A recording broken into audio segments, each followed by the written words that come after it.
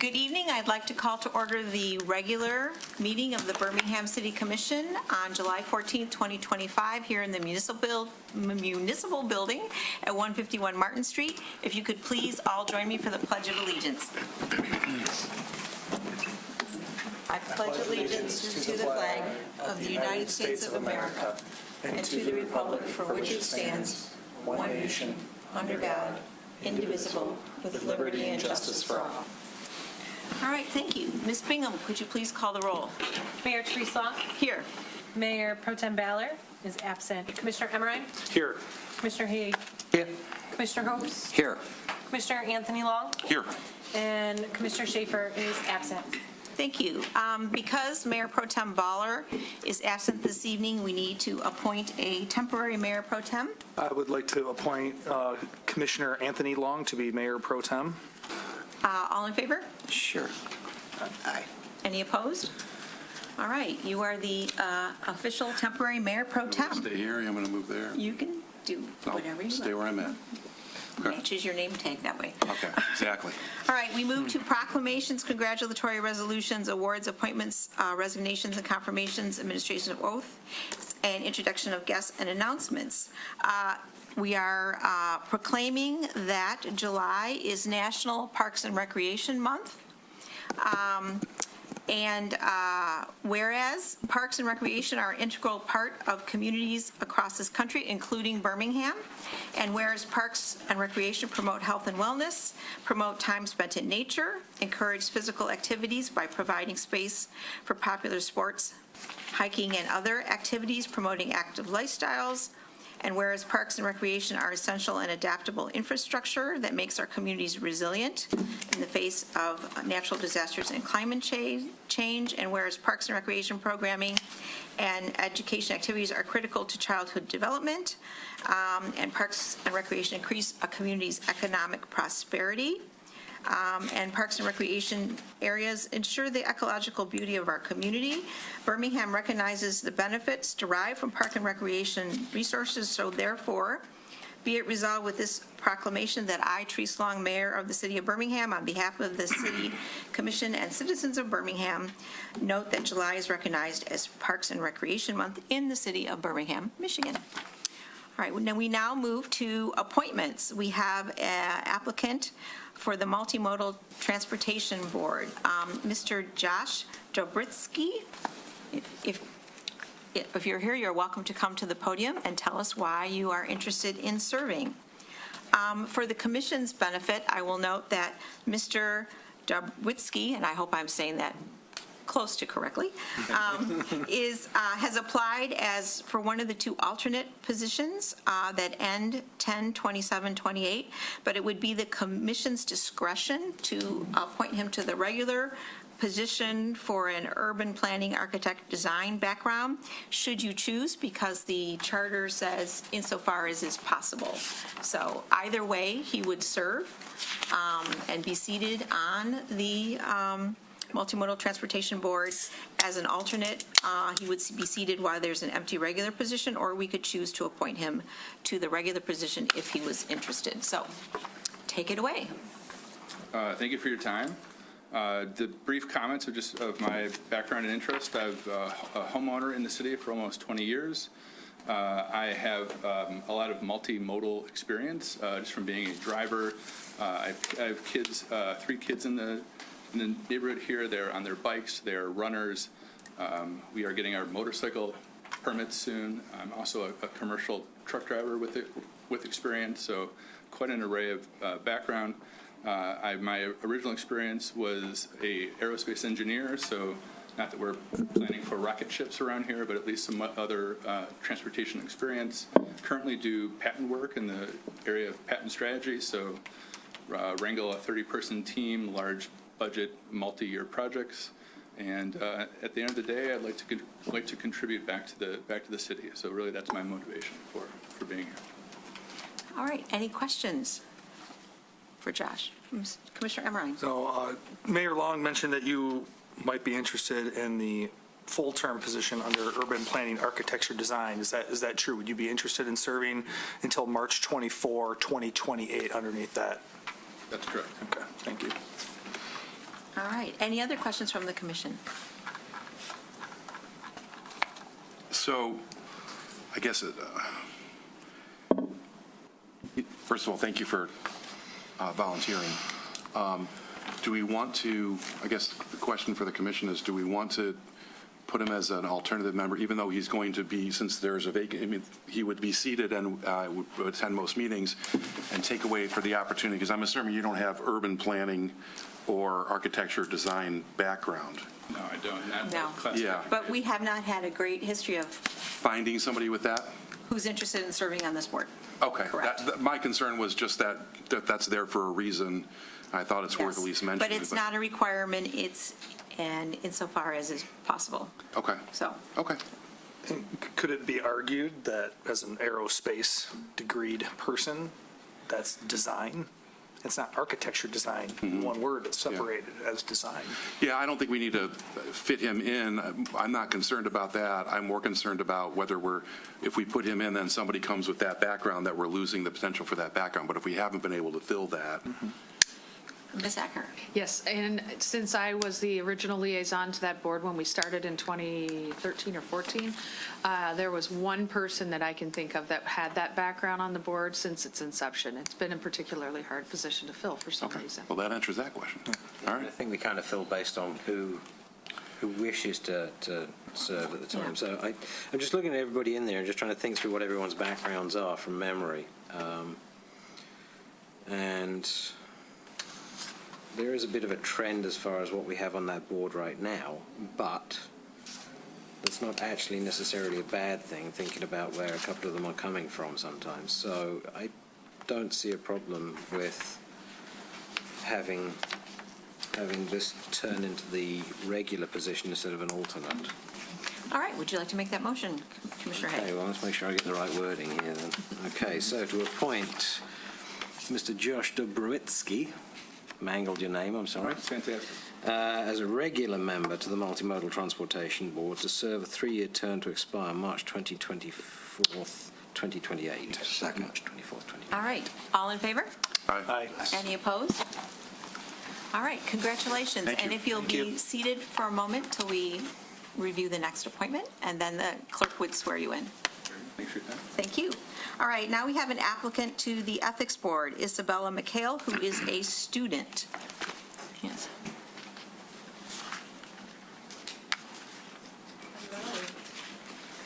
Hello, Commissioners. Thank you so much for your time and for welcoming me. So, my name is Isabella McHale. I have been a resident of the city of Birmingham for about 5 years. Not only me, but my 2 sisters live in the city as well with their families, so we love to be able to be close to each other, walk to each other. We do almost every day. I am a senior at the University of Michigan, majoring in public policy at the Gerald R. Ford School of Public Policy, where I focus in morality and ethics. I am also minoring in Middle Eastern Studies. There, I have been actively trained to not only analyze but solve real-world political situations and find policy solutions for them by conducting research and presenting them in the form of memos and opinions. Further, I had the amazing opportunity of working in the Birmingham City Clerk's office every summer for the past 3 years, starting as an intern and then progressing to the election inspector to clerical assistant. Unfortunately, I haven't been able to work there this summer due to other opportunities, but it has been such a great time in my life, and I'm very appreciative for my time there, because that is where I was able to familiarize myself with city policy and also learn how to research relevant code and ordinances through Municode. Although I'm young, I am very confident in myself and my abilities to partake in Birmingham's Ethics Board and provide valuable insight and a fresh perspective, drawing from my education, my active education, and also from everything that I've learned working within the city of Birmingham. Thank you. Thank you. Questions for Ms. McHale? Mayor Pro Tem temporary? Wow, that's a lot. Thank you for volunteering. So the members of this particular body draft like legal opinions, and although you have a very impressive background, you have not drafted legal opinions, and you're not in law school. So I know we had another candidate come before us that also wanted to fill this position, and we were hesitant with that applicant. I think it was 2 or 3 meetings ago, because they don't have a legal background or a background with regard to writing, analyzing ethical situations, and then drafting legal, ethical opinions. So I have some concern with regard to that. I'll leave it to my fellow commissioners to weigh in. Mr. Host. I do not, because the University of Michigan treats morality and ethics very well. You know, it's rather nationally known that the law school is a constitutional powerhouse. Commissioner Emmerine. I kind of share the same thoughts that Commissioner Long mentioned. This is, well, I've read a lot of these opinions. They're very in-depth legal opinions, for which I would not be qualified. I think that attorneys or people that have dealt with ethics for forever are more suited for this role. So I'm a little hesitant to fill this position tonight. Commissioner Haig. Yeah, I kind of want to echo the same thing, that the way you've presented what you've presented is extremely valuable. It's got a lot of use, but to me, it's a different pool. So coding, ordinances, et cetera, is extremely different to ethics because of the legalities involved. And I would say rather let's put it this way, the reason why there are openings have happened on this board is because the legal depth for the folks that have stepped out is quite astonishing. They are very impressive people, and I think From a legal standpoint. Yeah. Yes. Yeah. Exactly. Well, that's what I'm getting at. Yeah. Their knowledge, their skill base was very, very particular in a field, and I do have some concerns that you have an interest, but I think it needs more than an interest right now. I'm actually looking at other boards to see if there's something that would actually be better for you. I literally have it on the screen right now, trying to see if there's something that would be better for you, because I don't think this is the right one for you, but I love the enthusiasm and the wish for engagement, and I would love to see a different position, because I don't think this is quite right, because this is actually going to be kind of a hard one to fill as well, because of the specialized nature of what I think we need. And that's why I'm hesitant to support it. And I'm also very reluctant to say that, because I hate saying to somebody that wants to volunteer for something, I'm sorry, but. Yeah.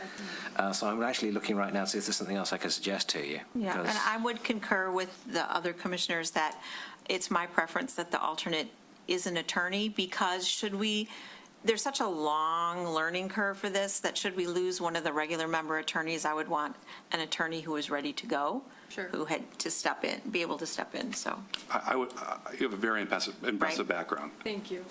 I would love to see you, that's something a little better fit, unless you decide to go to law school, and then please come back when you've gone through that process. But I think I almost feel like you'd find it frustrating and a super long learning curve to be able to participate.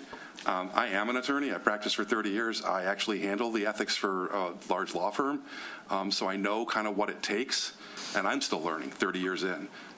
So I think there's some better positions for you within the city, and maybe we can talk kind of offline about some other things that are open that may interest you. In the meantime, if you just Google City of Birmingham open committees or what have you, it pops right up on Google. And my fellow commissioners looking at it right now, there's a ton of things that are open that I think would probably be a better fit for you. I appreciate that. Yeah, I mean, just looking at them right now, the first two that sort of jump out to me based off what you've talked about, what you've done here at the city, maybe board review or zoning appeals may actually line up a lot better with what you've done background-wise, and you would actually bring some value in there that I would love to see. I feel like it's something I would want to just research a little bit on my own. Just but, giving it to you as just suggestions. Yeah, That's we're okay. not Well, asking thank you to so commit much. this evening. Okay, Oh, not at all. But thank you so much, and I completely understand your reservations. I just thought I would throw myself out there. But thank you so much, and I completely understand. Given the number of things, openings, we wish more people would do that, so thank you for doing that. No and please come back next time, next meeting. When I go to law school, I'll come back. Come back next time with regard to with regard to some other, and Take a look at do the another. others, please. Yes, I will. Yeah, and come back again in a month or whatever. No, Yeah. thank you, guys. All right, thank you. Thank you so much. Okay. Thank you. All right, Ms. Bingham, did you want to swear in Josh?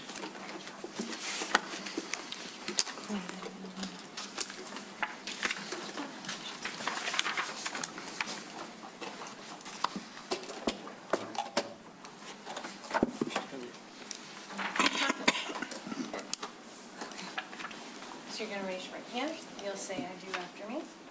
I do solemnly swear or affirm that I will support the Constitution of the United States of America and the Constitution of this state, and endeavor to secure and maintain an honest and efficient administration of the affairs of Birmingham, free from partisan distinction or control, and to perform the duties of office of Multimodal Transportation Board according to the best of my ability. I do. So you're just going to sign right there and print your name, and I'll fill in the rest.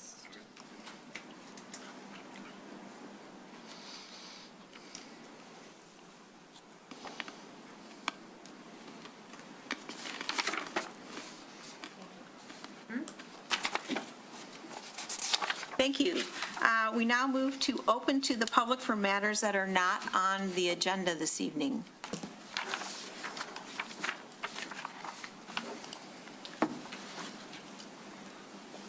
Hello, good evening. David Bloom on Wallace Street.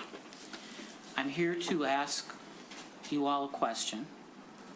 I had heard, and I don't know if it's correct or not, so I came to ask if it was true, that our city attorney is threatening the library to charge them rent for use of the library building if the library fails to comply with city directives such as paying more for city services or lowering the millage next year. So I'd like to ask if that threat was made. Was it something that the city attorney did on their own or at the city manager's request? If the city commission knows about it, if that's the policy or the city commission intends to go through with that threat of charging rent to the library for the use of that building. Thank you. Thank you, Mr. Bloom. We recently found that the library is indeed independent, and I believe that the city is negotiating with the library all terms about how, but I have no other comment about that particular item because that has not come to us. Thank you. All right. Any public comment online? You can use the raise your hand function, and we will call on you. I don't see anybody. I see none. We move to the consent agenda. All items on the consent agenda are considered to be routine and will be enacted by one motion and approved by a roll call vote. There will be no separate discussion of the items unless a commissioner or citizen so requests, in which event the item will be removed from the general order of business and considered under the last item of new business. Any commissioners wish to pull any items? G and J. G and J. All right, and I want to pull item B. So, E for echo, was that? B. B as in boy? B as in boy. All right, so we have B, G, and J. Anything else? Does any citizen wish to pull an item from the consent agenda? All right, I see none. Could we have a motion? I'd like to make a motion to move the consent agenda with the exceptions of item B, G, and J. Second. All right, we have a motion. Any comment on the motion? Ms. Bingham, a roll call vote. Commissioner Host? Yes. Mayor Therese Long? Yes. Commissioner Anthony Long? Yes. Commissioner Emmerine? Yes. Commissioner Haig? Yes. All right, in alpha order, we will start with item B. There was requested by absent Commissioner Baller a minor correction to the minutes, page 10, item 6-22125, Planning Board Review of Outdoor Dining Permissions. The motion itself, he believes that he said whether it is appropriate to have private property owners entering into agreements for use rather than public. Okay, we'll review the record. All right, and with that, I make the motion to move the approval of the commission meeting minutes. Second. All in favor? Aye. Aye. Thank you. All right, Mayor Pro Tem Long, item G. Really quickly, just this sets a public hearing on August 11th. I always like to pull public hearings so that it's heard by those who are not here, as well as those who are here, with regard to an ordinance amendments to open space standards, to add additional open space standards for single-family residential zone properties. I just wanted, for anybody who might have any interest in that, that it's going to be a public hearing on August 11th. And with that, I'll move item, go ahead. It's also amending the definition. Yes, thank you. Thank you. With that comment, I will move item G. All right, any other comments? Okay, Ms. Bingham, roll call vote? Commissioner Emmerich, Yes. Mayor Therese Long, Yes. Commissioner Anthony Long, Yes. Commissioner Host, Yes. Commissioner Haig. Yes. All right, and item J, please. Item J, so I used to live in this neighborhood. I don't now, but that was a real problem intersection. I don't know if you're aware, but that's where the baseball diamond is, where a lot of the women's softball leagues play. It gets very, a lot of parking around, it gets very congested, and then you add a yield sign rather than a stop sign. And I've seen a lot of close calls there when I live there and when I drive through there. So I just wanted to commend the multimodal board for their efforts in this, and I think it's spot on, and I applaud it. Yes. I still live in this neighborhood, and everything Commissioner Long said is 100% true, except it's not just women's softball leagues, it's children's. And there's a lot of cars going right through. That's where everybody parks to go to those baseball games. And everything Commissioner Long said is spot on. So good job by the multimodal board. I agree with this 100%. Great. And with that, unless there's any other comments, I'll move for item J. All right, Second. all right. Ms. Bingham, roll call vote? Mayor Therese Long, Yes. Commissioner Anthony Long, Yes. Commissioner Emmerich, Yes. Commissioner Host, Yes. Commissioner Haig. Yes. Thank you. That concludes the consent agenda. We have no city manager's report this evening. There will be one at the next meeting this month. We have no unfinished business, so we move to new business. Our first item is a public hearing for 479 South Old Woodward, Birmingham Tower, special land use permit, final site plan and design review, a request to postpone. So I'm going to open the public hearing, allow Ms. Eckert to make some comment about the postponement. Yes, the reason that this particular item was set for a public hearing, and it went before the planning board at the last meeting. At that time, there was no decision made on the request, given what the planning board deemed an untimely filing of additional information, and they wanted more time to review it, and it will be coming back at a later date. Of course, the commission, under a special land use permit, it requires the recommendation either for or against from the planning board. So since it hasn't gone to the planning board, that's why it's gone. There was no recommendation made. It's being requested to postpone it to a date certain, for August 11th, when it will have gone to the planning board, because it was postponed, and it will go before the planning board later this month. All right, thank you. Are there any questions or comments from the public about this postponement? In the room or online using the raise your hand function? All right, seeing none, I will close the public hearing. Would a commissioner like to make the motion? Just want to ask a quick question. Isn't this the second postponement or third? Haven't we done this before? I'm just trying to remember. This is ringing a bell, but I don't remember I exactly. believe, Well, I can tell you, if you look in the report, the staff report from the planning board, this particular project has been discussed probably 9 or 10 times with changes made I know it's over come the through, but years. I seem to remember hasn't this public hearing been postponed a couple of times in the Yes. recent Oh, months? at the planning board level, yes. Yeah. The first one, there was a resident of the adjacent property that raised a notice issue. While we did not deem that there was a legal notice problem with the Okay. notice that was given, in the interest of transparency and fairness to all, we re-noticed it, even though it met the legal requirement, and it was postponed for that reason, and then this issue came up at the latest meeting. Okay, all right. No, I just wanted to check because I thought I'd seen it before and I remembered to you postpone it. did. All right, thank you. Well, if that's the case, then I can make the motion. I'm just going to read through where it is. All right. If you want, yep. Okay, make a motion adopting a resolution to postpone the special land use permit and final site plan and design review application for 479 South Old Woodward to permit the modification of the approved floor plans and the issuance of a waiver for 49 off-street parking spaces pursuant to Article 3, Section 3.04, parentheses D, 3A, close, of the zoning ordinance to a date certain of August 11th, 2025. Second. All right, we have a motion and a second. Any commissioner comments on the motion? Just that the planning board will deal with it a week from Wednesday, the 23rd. All right, any public comment on the motion in the room or online using the raise your hand function? All right, seeing none, Ms. Bingham, a roll call vote, please. Commissioner Haig? Yes. Commissioner Emmerine? Yes. Commissioner Host? Yes. Mayor Therese Long? Yes. Commissioner Anthony Long? Yes. Thank you. We now move to new business B, resolution to award the Willits and Bates paving project. Melissa Cota will be joining us on Zoom. She's All right. recovering from an illness and didn't wish to share her her germs, so to We speak. appreciate that. That's nice of her. Yes. Melissa, if you're listening, I just unmuted you. Thank you. Commissioners, I'm right down the hallway in case any questions come up. So with this, bringing forward to you is to be able to do a contract award for the Willits and Bates paving project.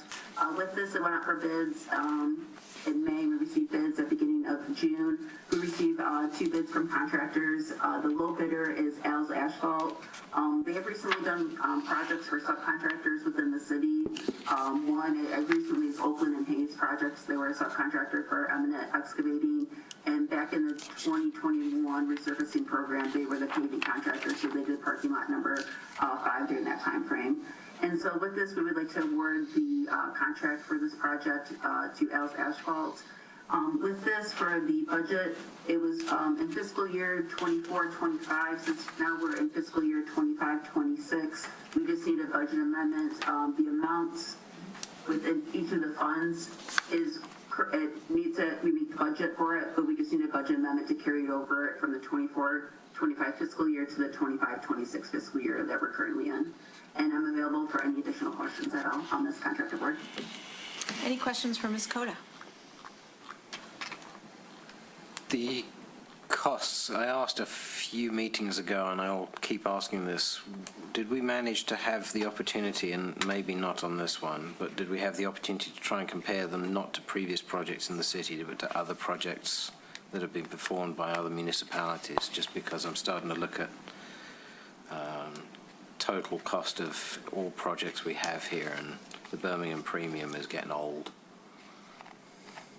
We have not on this one. We didn't have enough time to be able to do that review for that, but we will be able to do that with projects going forward. Thank you. I guess that was the answer, and that's why I prefaced it that way, so thank you very much.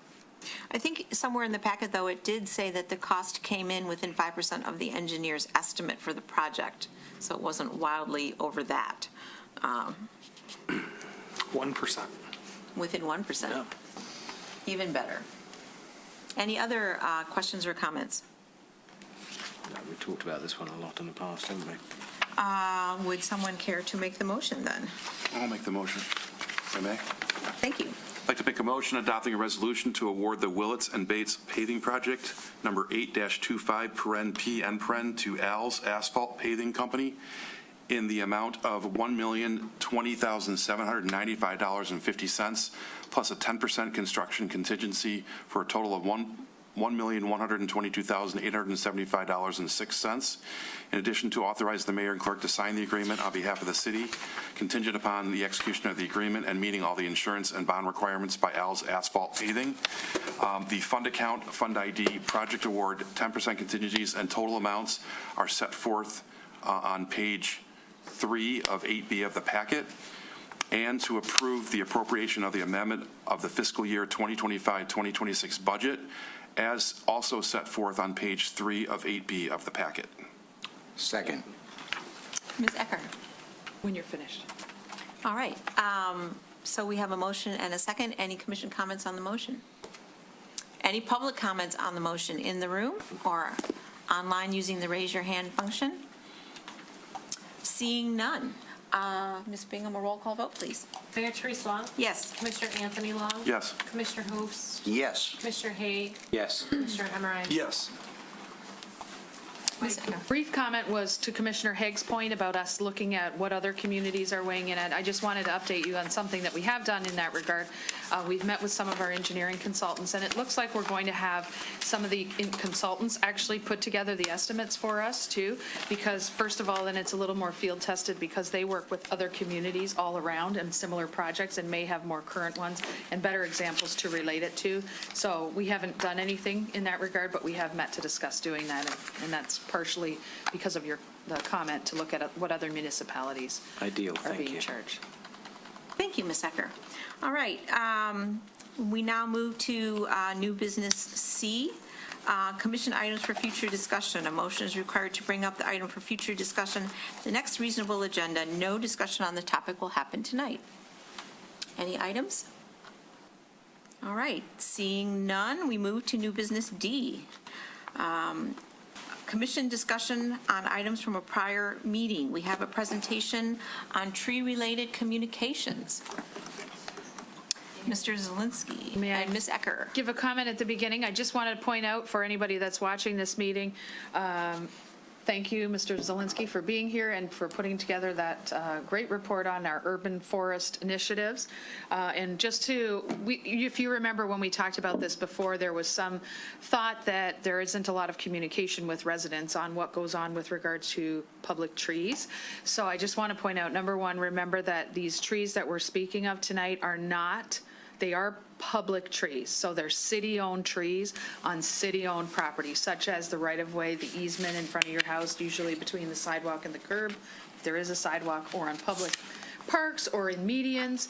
So the city owns the property, the city owns the tree, and the homeowner adjacent does not pay any taxes on that particular strip of property. Well, it feels like it's part of their property, it's not. All of these things that you're going to hear from Mr. Zelinski apply to public trees only, not private trees on somebody's individually owned property. Thank you. Mr. Zelinski. Hello. So yeah, to Jana's point, lots of residents will call up and say, my tree out front is getting removed, or something of that nature, and usually come to find out it is a city tree that they are speaking of. And we respect the passion that people have for the trees within the city, but technically speaking, the ones along the right-of-way are typically the city's owned trees.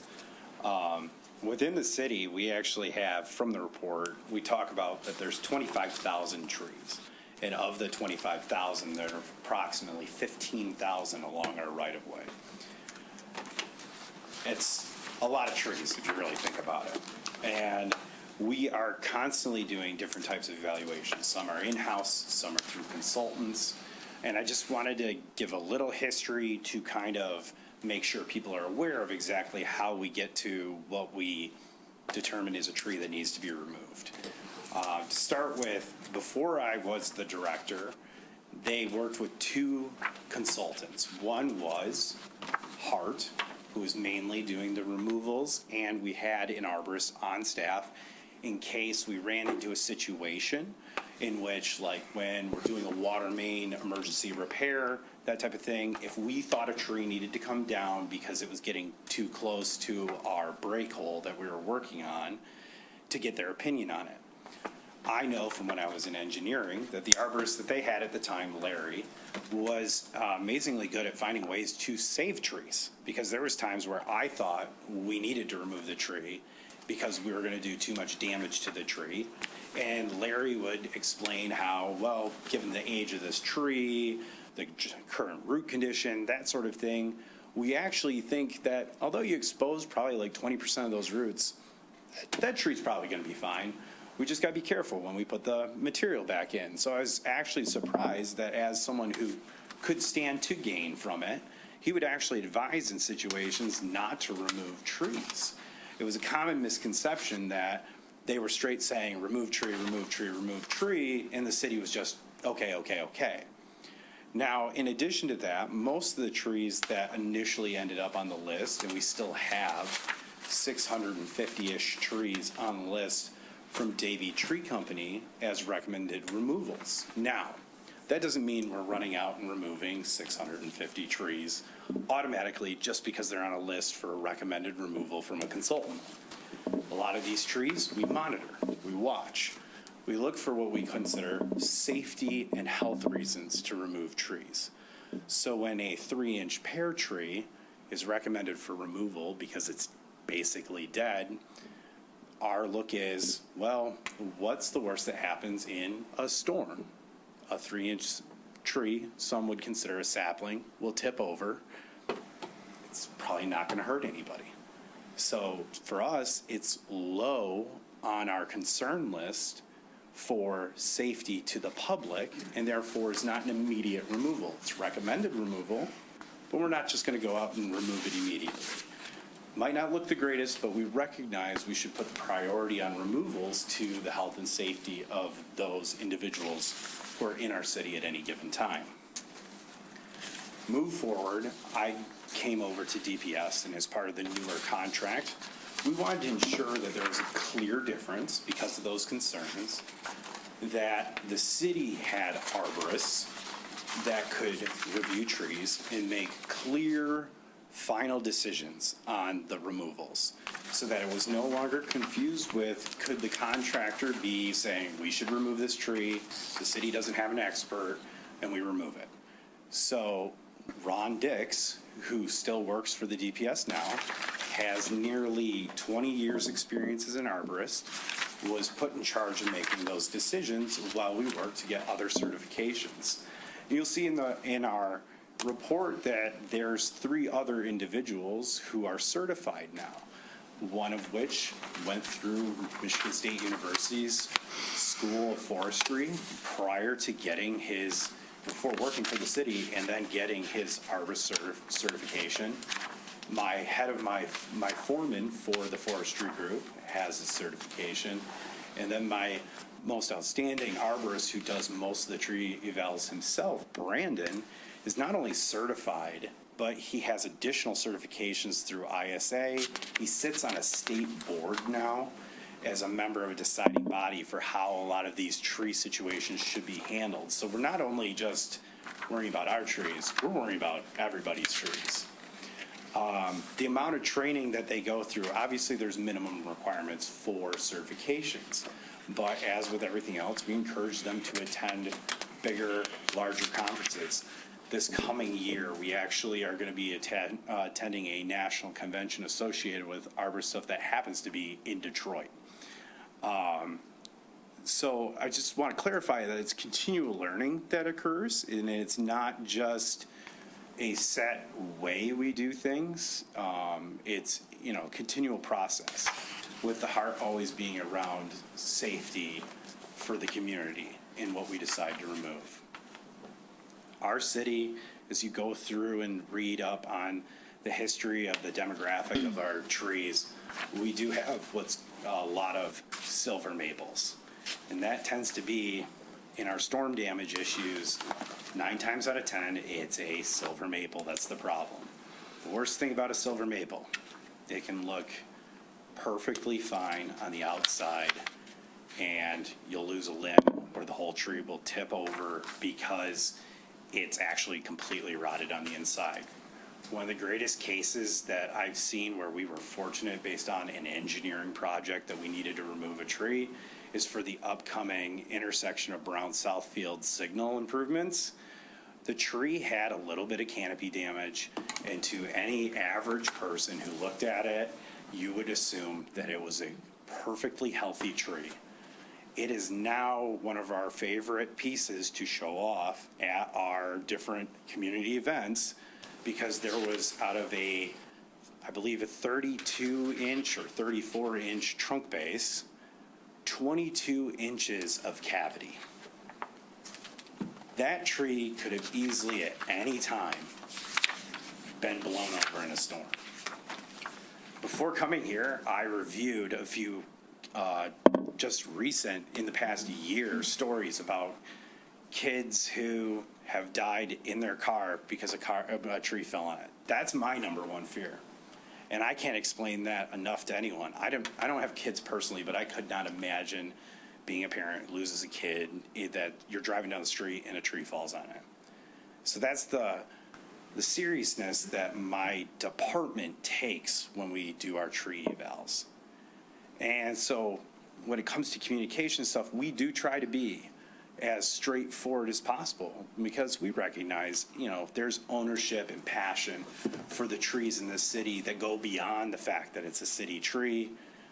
It's in front of individuals' houses. We know it affects the aesthetics of the property. We know it affects the property value. And so we go out of our way to try to make contact in person.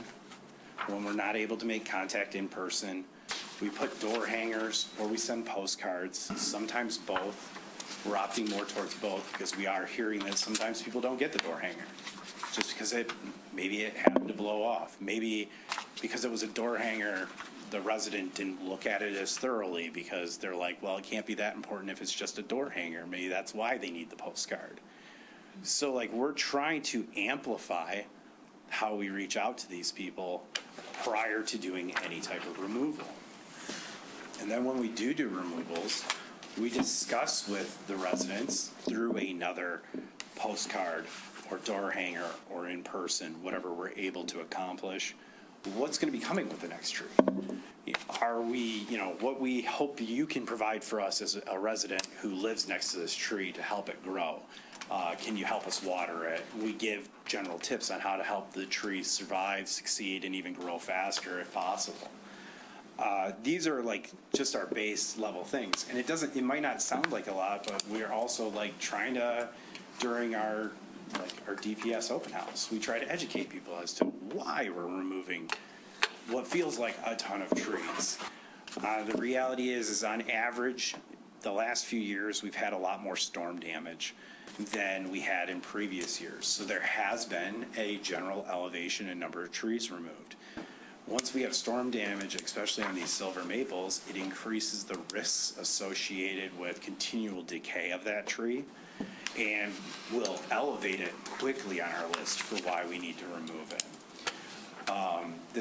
The general average, we believe, is between 300 and 400 trees we've had removed in the last 2 to 3 years. Now, 15,000 trees, it's a decent percentage, but it's still relatively small. Given our general age of our forest as a whole, urban forest, it's not a direct surprise that some of these trees that grow really fast, like silver maples, are basically already aged out. Similar to a different problem we have in the city. There's a lot of Orangeburg. It's well beyond its design life. You never know when that ticking time bomb is going to go off.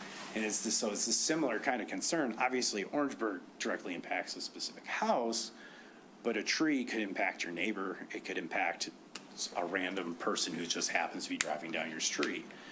Hence why we put so much into why we remove things.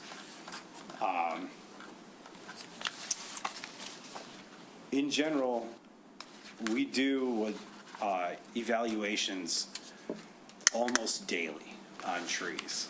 And we do have hot list trees that we try to keep a better eye on than others. If it's starting to look bad, we'll come through and look at it. Sometimes, in the past, since this actually came up as a topic that you guys wanted to come back, we get residents that, while they see us trimming a tree on one street, they'll go, hey, can you come look at this tree in front of my house? It's, I think it needs to be trimmed. And when we come to trim it, that's when we're going, oh man, this tree's actually in much worse shape than we anticipated. And it'll turn into a need to remove. These items, they come up constantly because we're constantly out there. We're out there patrolling. We're trying to talk to the public whenever they're available so that they can understand more about what's going on. But there's probably never enough education with this. And those who want to listen, it's great. And they truly understand why we're removing what we're removing. But, I completely understand. My parents have a silver maple in front of their house. They love it for the shade. I I stare at it, nervous as can be, that one day it's gonna fall on their house. And I've had conversations with them, because I'm not kidding you, this thing grows 10 feet from the front door and wrapped in part of their porch. And the biggest stem goes straight out over the house. My dad goes, well, you know how much that would cost to remove that? And the amount of utility bills that are gonna go up when I don't have that shade on my roof anymore? And I have to share with him stuff like I was told just last week about a woman whose husband in our town, just over a year ago during one of the storms, had a tree fall onto his car while he was driving it. He got extremely lucky. There was damage to the car. They just filed a normal insurance claim, storm damage. They immediately were like looking at every tree after that. And I only learned about this within the last month. They're like, oh yeah, you're working on that report. You know, I know you're trying hard, because we don't see trees in the road all the time. I was like, well, I would hope we don't see trees in the road all the time. But you know, it's those things that scare me. Those are the things that keep me up at night when I see a storm coming into town. I know Melissa worries about the water going, you know, all over the place with the roads and stuff. I worry about trees coming down on people's property, the risks that can happen, because that's a big thing. So, Could you touch on the part of the report about the process and the timing for tree replacements when you take down a tree? yeah, so the city tries to replace a tree within a year. It can depend totally on your timing of when you get added to the list as to whether or not that could affect it. And it can come down to, like, in theory, if we've only budgeted for, say, 200 in spring, 200 in the fall tree replacements, and say we remove 450 trees, it's 50 more trees than I expected. So like in recent years, that's why you've been seeing me at the different times I've been coming with bigger and bigger amounts of trees, is we found that for a period, we were removing more trees than we were replacing, and we needed to catch back up. So that can become a factor. Some areas where the tree existed might not be appropriate to put a tree back. If that space isn't big enough for a tree to be successful and survive, we have to basically choose not to put a tree there. You know, it's areas like if there's only 5 feet of right-of-way space between the sidewalk and the road edge, might not be an appropriate spot for a tree to go in, would be an example, or if it's less than 5 feet, I should say. There are areas like that where the right-of-way, because the road width is so wide, the road might be 38 feet wide in a 50-foot right-of-way, and we barely have room for the sidewalks. Those types of factors do come into play, where it's we remove a tree and we can't put it back. Now, we'll put it back somewhere else in the city, just probably not in front of that house. But typically a year. Is that frequent or infrequent? I would say it's more infrequent than frequent. There's just certain areas in town where you can't. And on average, how many trees are we planting per year? We are up to, I believe, we were just shy or just over, we're just over 400 trees this year, and we intend to keep it closer to that level and are budgeting for it in future years. My forestry foreman's sending me some information right now, probably included to your questions. And then, Scott, if you could also touch on the diversity of the species versus what we've seen with the existing canopy. Yes. So that's one of the big things that they are working. He says that's 400 to 475 a year is what we're planting right now.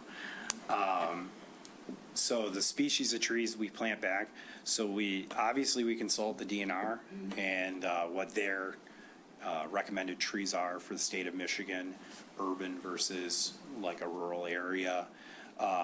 There's percentages of trees that should be planted in groupings, and that comes not just at the it's not even just like, say, a white pine versus red pine.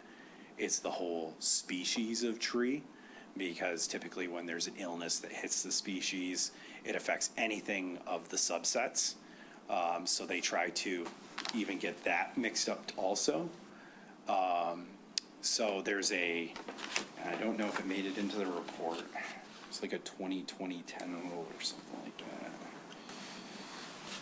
Trying to look and see if it's in here. And if I can just add to that, if you think about the subdivisions that were built, say, in the 20s or the 30s, when you have what are now huge canopy trees, many of them were built with the same trees put in the right-of-way, so the entire block may be one type of tree. So Dutch elm was a problem, and then when the Dutch elm disease goes through, next thing you know, all the canopy trees in a block or 2 blocks or more are taken out. So we do try to mix them up, so that's what Scott's saying, not the Yeah. same species on every block, so that there is diversity, so that, you know, when the tree ages or something devastating happens, it's not gonna be all of them injured at once. So my foreman just sent me 35 cultivars this current planting of species diversity, which is more than the 30% of maple in 2012, and it's recommended that you only have 20% per species type in any given planting. So in general, you try to diversify your species for the exact purposes of if a certain type of illness is found, if a certain bug starts attacking certain types of trees, like those types of items are what we're trying to avoid having issues with, the unforeseen future issue. That's why, like we talk about the tree keeper thing in here, and this helps us track all the different types of trees, subspecies and stuff that we have going in different neighborhoods. So it's not even just, when we do this, we don't just look at, say, Shirley and say, on Shirley, we want to ensure we have 20% this, 20% this, 20% that. We step back and go, okay, well, in this area, how can we diversify the tree plantings in this area so that we can make sure we sustain tree growth long term? Other things that they do look into too is the planting area under a power line. And there's like specific species of tree that only grow to certain heights. And so we then get limited to what we can plant in those areas based on what grows to only a certain height, so that we don't have conflicts in the future, or you don't have those amazing cut jobs that DTE likes to do that they call the inverted mohawk, where it's just a U that gets basically cut into the tree. Some trees can handle that a bit more than others, but it also can lead to decay and death of trees as well. We actually had a tree, I want to say in the last 2 weeks or 3 weeks, where DTE had come through and did a bunch of cutting, and when they were done, they literally left a tree that looked like it was about to fall over, because they literally cut half the tree off and it was gone and left it just. Kind of the tree. Yeah, and then so we had to come through, and they're like, the resident was like, I can't believe you left the tree like this. And we're like, we didn't leave a tree like that. And we went out and saw what was going on, and we recognized the style based on the other trees in the area. We knew it had to be tied to DTE for tree or their tree trimming program.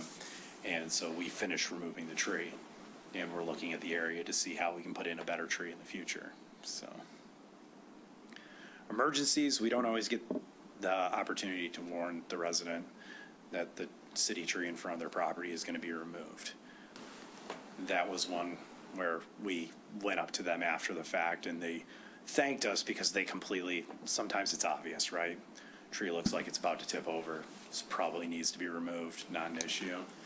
Their number one question was, how soon can I get a tree back? And we're like, well, we are planting trees, but it probably won't make it to this cycle because we're planting right now. We try to hit a year. Can't guarantee it though. Commissioner Long. Is there a, taking exigent emergency circumstances out of the equation for a moment, is there a schedule or a time frame where where the city's going and removing trees? Is there a set schedule? Is it every other month? Is it just, how does that work? So we have enough, we have enough trees that we're concerned about that it feels like we're constantly removing trees on a regular basis. We do try to mix in tree trimming because trimming can prolong the life of trees. Our goal is to make it around the city once every 7 years. We do a lot of trimming on requests also. As far as it's like they come in like it, there's other factors that come in, right? So like granted, Hart responds really well to us when we have emergencies and stuff like that. They come in, and when there's an emergency, it's all hands on deck, cut up all the trees, get them out of the way that have fallen or like look like they're about to fall because they received significant amounts of storm damage, that sort of thing. But then they have other communities they work for also, so they're in and out of town. I would say that, yeah, he just confirmed year round, but it's more because of in recent years storm damage. So it's fairly common to have Hart in town removing trees. And it does feel like the list never ends because a storm comes in and we have to add to that list. And that's why us removing trees and getting new trees planted and in eventually will aid with that, because younger tree groups, as they grow up, they're healthier, they're stronger. They're not, a lot of these silver maples are 50, 60, 80, 100 years old and are well beyond their life. I believe, and he's probably going to text me and tell me the exact age of it right now, but I believe it's around 60 years, 60, 80 years is supposed to be the anticipated life of a silver maple. And so a lot of our trees are beyond their anticipated life. Hence why we're starting to run into more and more issues. They get affected more easily by a little bit of damage, goes a long way in that type of tree.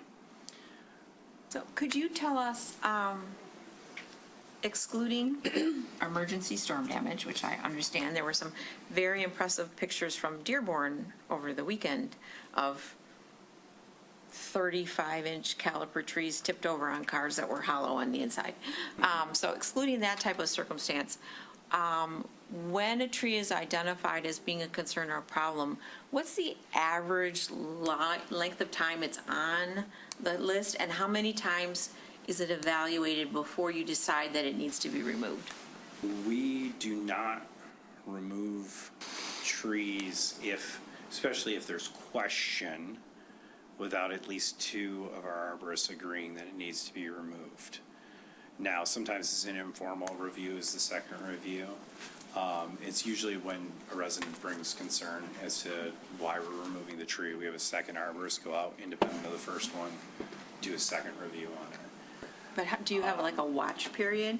Sure. Depends on the severity of our review at the time. So there's a risk assessment that goes with, so like a tree can be in poor condition and be a low risk assessment, AKA the 3-inch pear tree that I described earlier on in this. If it's low risk assessment, it's more of we remove when convenient and adjacent to other work.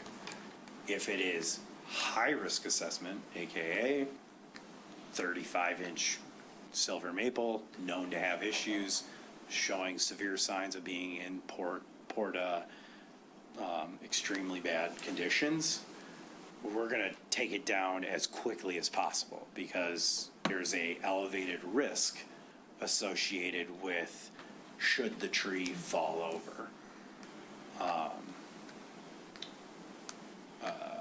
So like, I can't give you an exact timeline. It depends on the severity at the time of our review. Yeah. Do we mark trees?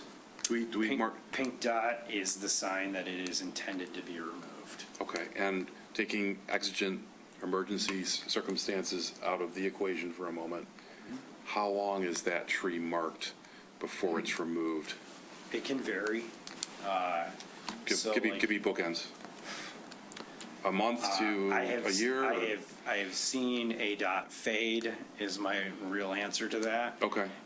But typically the fastest I see them removed are like a week to 2 weeks, and that is if it's like borderline emergency. We've identified Hart happens to be in town for other removals, it's nearby, we've added it on.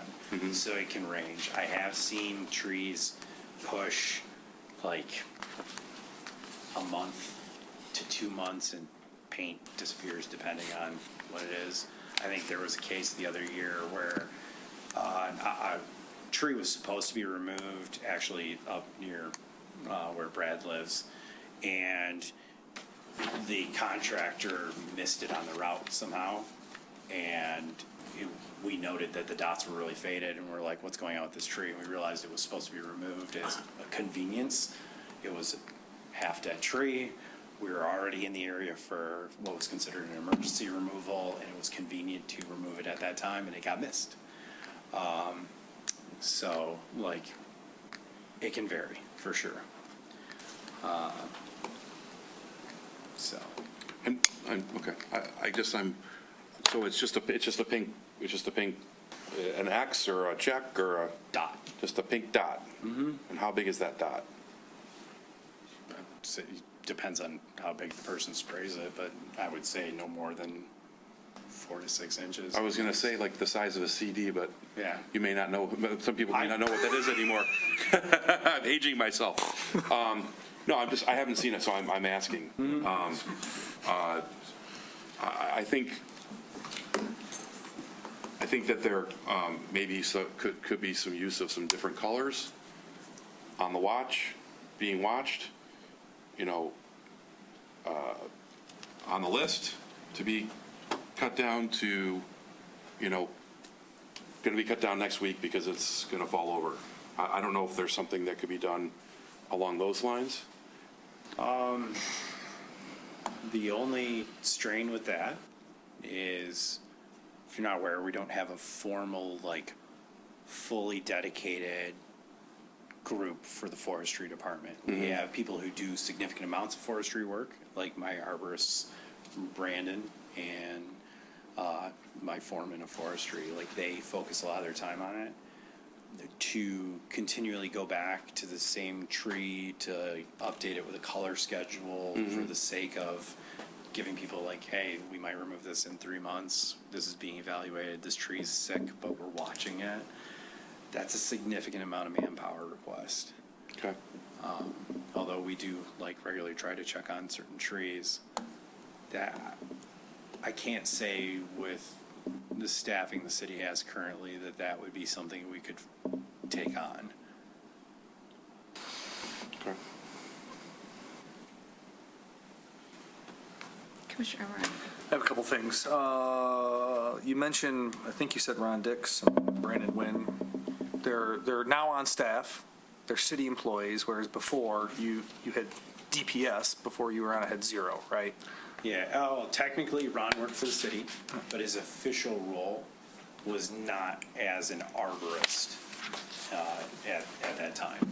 He worked for the Parks Department, but he was not brought in and consulted for any of and that was previous administration's decision not to use him as an independent final. They did in-house make the final decisions. Our foreman and Lauren previously had final sign-offs on removals. My experience from the engineering department working with them, I felt that when they made their final decisions, it appeared to be with reasonable cause for why they were making removals, but I can't speak to the heavier details of prior to my time with them. But you have people now.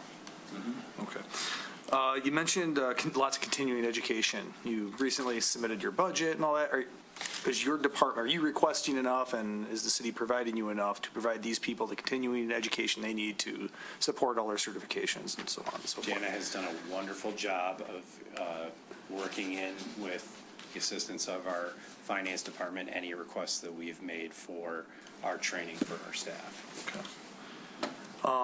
You talked about the hollow tree at Southfield and Brown. Is that the tree that's in the packet on page 418 out of 459? There's a picture in there.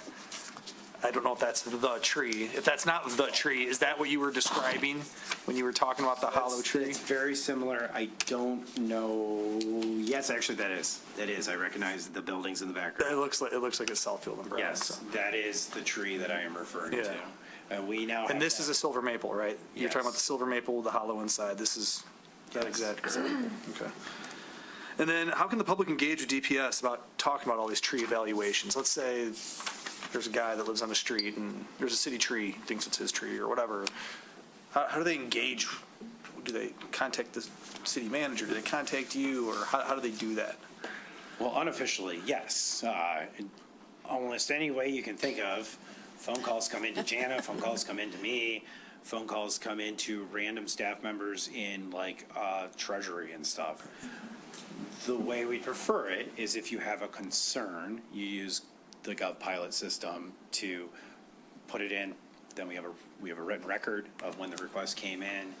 Lots of people do actually use that. We get tree trimming and tree review requests through GovPilot on a regular basis. And then when it comes in through GovPilot, your department takes action, will communicate with the resident and Yep. communicate with whatever the plan is if. Yeah, and obviously, they're more than welcome to call us directly. Anyone can come over to DPS between 7 a.m. and 4 p.m. Front door's normally open. Our forestry foreman's actual card to be able to contact him directly is out there along with mine, so that they can contact him directly also. Brendan does a wonderful job of getting back with people when they have questions on trees. He also handles the tree permits, so when there's a legal removal by someone other than the city for whatever reason specific, a lot of times we get lucky with these developments and it's a tree we were already eyeing that's starting to get towards those poor conditions and needs to be removed, and we're like, great, now you can plant us a new tree or two. So those things are taken into account as well. That's it for me. Referring to the picture that Commissioner Emmerine just brought up, so the large center portion is indeed hollow, but if you took that out of the picture and you looked at the other segments of the tree that are laying there on the ground, they show no rot, and a person could say that tree looks perfectly healthy. So I think sometimes there's confusion that, rot isn't everywhere and may not be at ground level, but there might have been sufficient rot higher up where the branching occurs that is, I know that I have a whole row of maples between my house and my neighbor's house, and the trunks are probably okay, but these are like 200-foot trees. Two giant branches of his tree have come crashing into my yard. One of them did land on my porch, and one of them missed it, like just the leafy part, and they were, the branches were like, but maybe the rest of the tree is healthy-ish, but the branches are, I'm, crossing my fingers every time we get high wind. Well, so to that point, that sometimes leads to other issues. So you may have in a tree like that a pocket of decay that's rather small that leads to a limb falling off.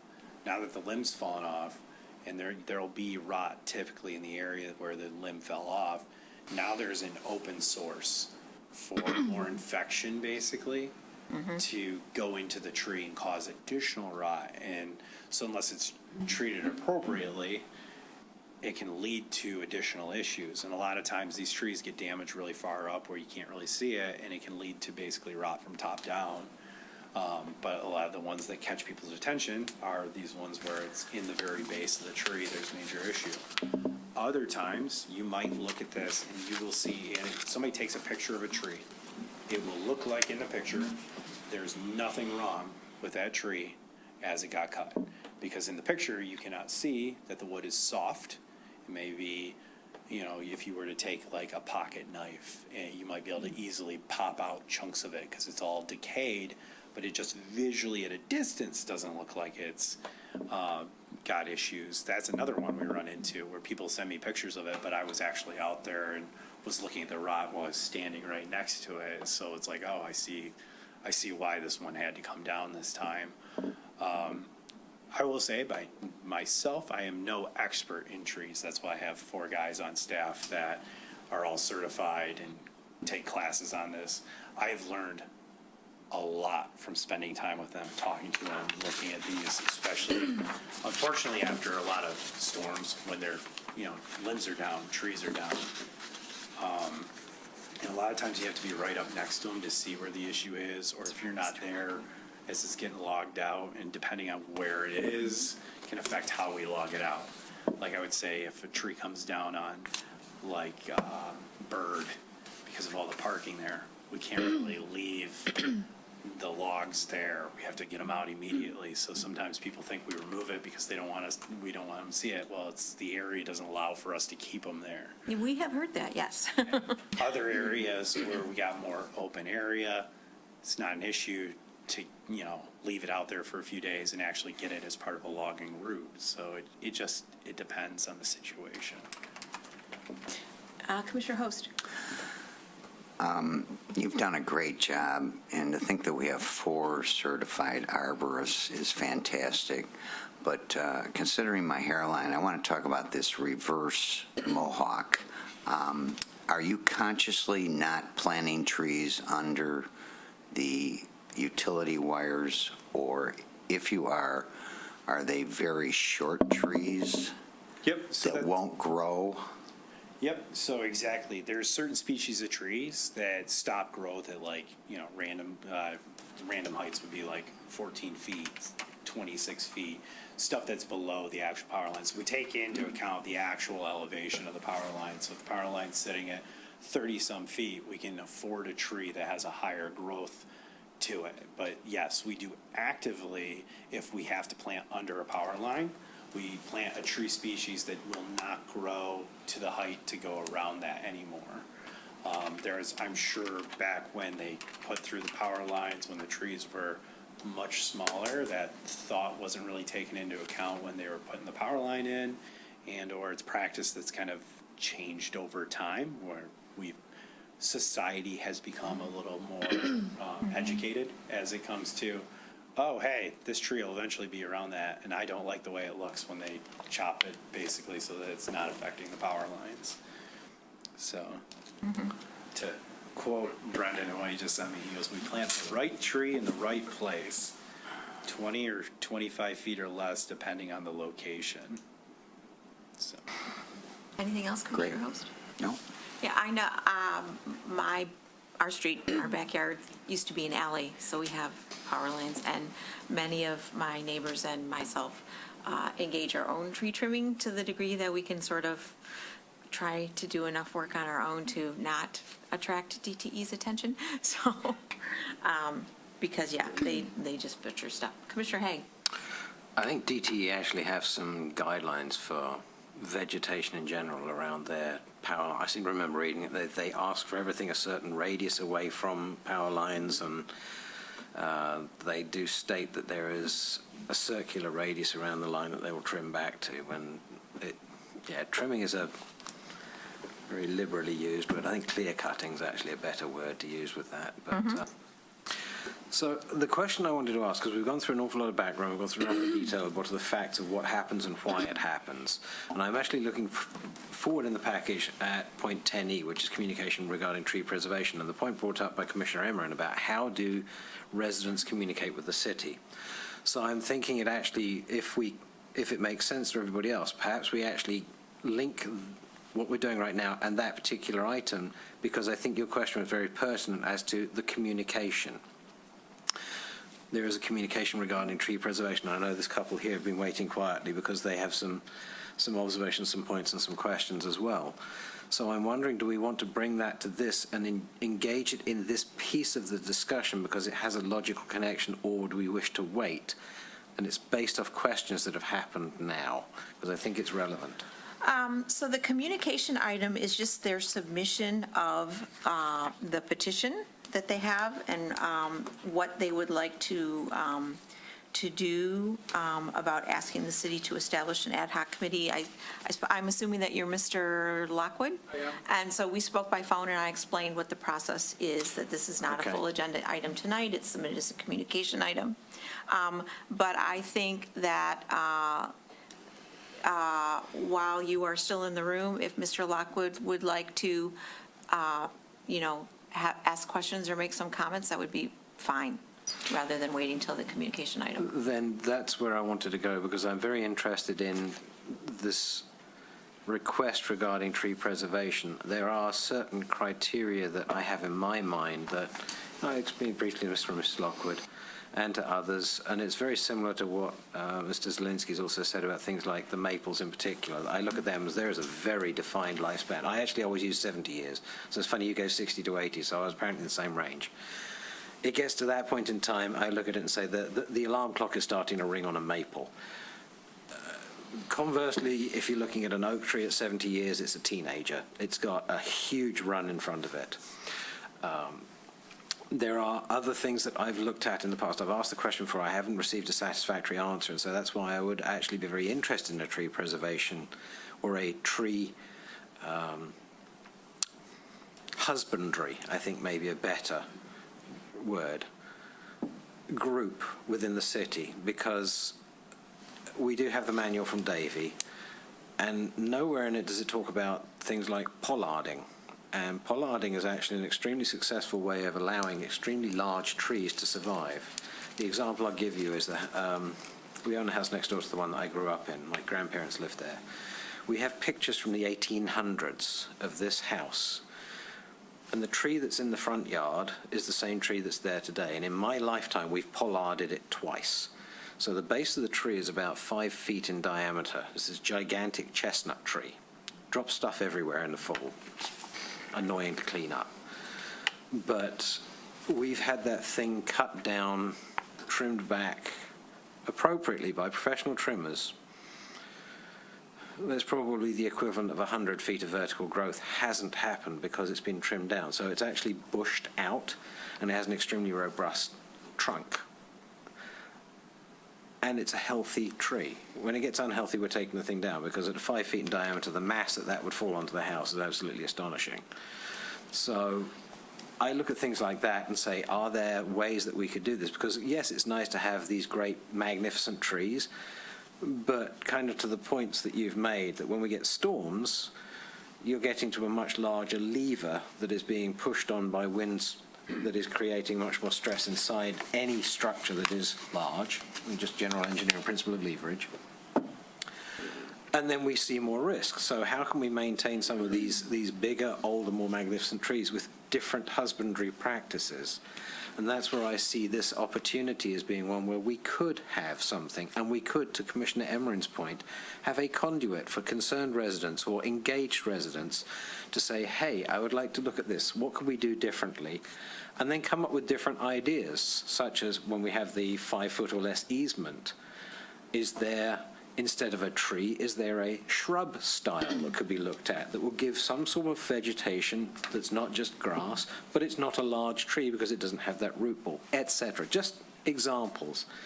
So I see there being a way of combining both of these, and I would be very interested in seeing how we could do that. And this presentation really condensed some of those thoughts very nicely by having very specific examples, very specific detail, showing what the experience inside the city is, and then with the engagement that we have from clearly so many people that signed off on that particular request.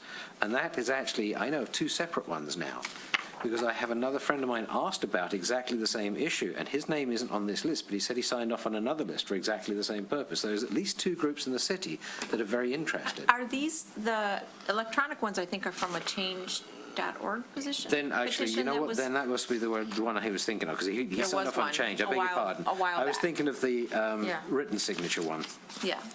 so I beg your pardon. So there's clearly groups that are interested, and like we said earlier with the applicants to boards, we don't want to turn down people that have an interest in something, because that interest is really showing community support. But how do we make sure it's in alignment Yeah. with where we need to go? And what is the mechanism that we want to use if we do that? I'm not sure that an Exactly. ad hoc committee is the appropriate. I don't know yet. Madam Mayor. We do need to go through the process of discussing it, but this seems like a Right. perfect segue into that particular item, because we've had so much depth of detail. Commissioner Host? You know, by design, aren't we trying to move this toward the agenda, make it a full-fledged agenda item? I'm not that would be up to a commissioner to propose that. Well, I agree with the proposal that our residents have brought forward with a significant number of signatures. It can only improve a great forestry division to have the input of our citizens.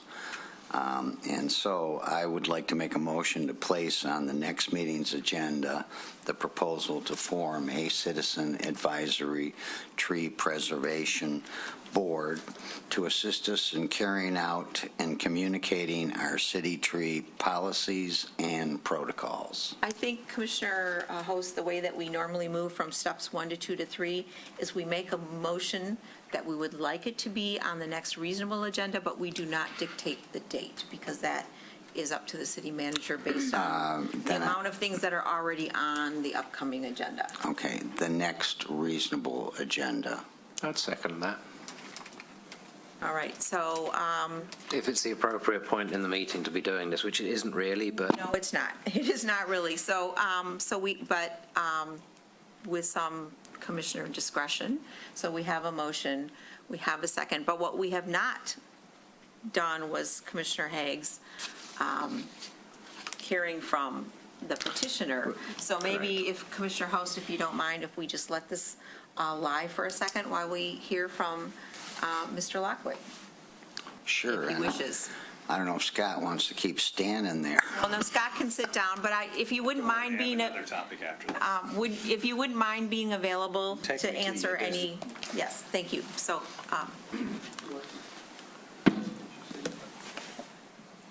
Well, I guess I will just start, and then I'll hand it over to my husband, who knows much more about the details of how he would like to see a. so your name and your address, please. Oh, my name is Patrice Lockwood, and I live at 650 Lakeview Avenue in Birmingham. And I just wanted to say a few things before my husband describes what we think might be a possible advisory committee structure or the purpose of it.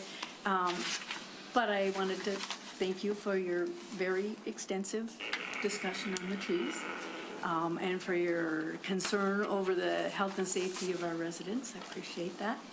I guess what I feel like I would like to hear a little bit more about is how some of the trees are evaluated.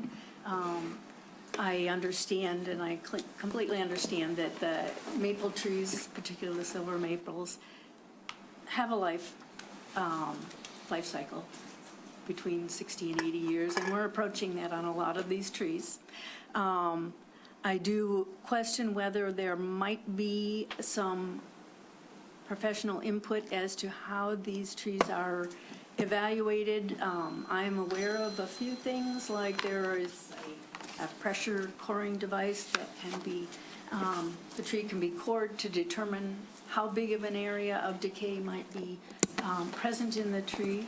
I'm also aware that a tree, that has a very large circumference, if there is an area of decay in the center, the perimeter of wood, if it's in good shape, is like a pipe. It's very strong, and so if the decayed area maybe doesn't exceed a certain percentage, perhaps it can be delayed a little bit. I know eventually it will be needing to come down, but even if a year or two delay would help to stagger the removal of some of the trees in the area so that we don't decimate a whole street. I was looking at a couple streets in the area that I am pretty sad at what they look like now. Suffield, north of Raynell, is one of those. I think there's maybe one mature tree left on that street, or two at the most. It doesn't look anything like the streets in Birmingham that I love and love the canopy. So I would like to see some more input as to how we determine which trees need to be removed, whether there can be a staggered process some trees that might be healthy enough to last for a year or two yet. And I do believe that having some outside expertise, to consult with that and to, and determine those issues. I am aware of at least 2 instances where an outside arborist did speak to the city forester and had a difference in opinion as to whether that tree needed to come down right now, whether it was urgent or whether it might be able to have a couple years' life yet.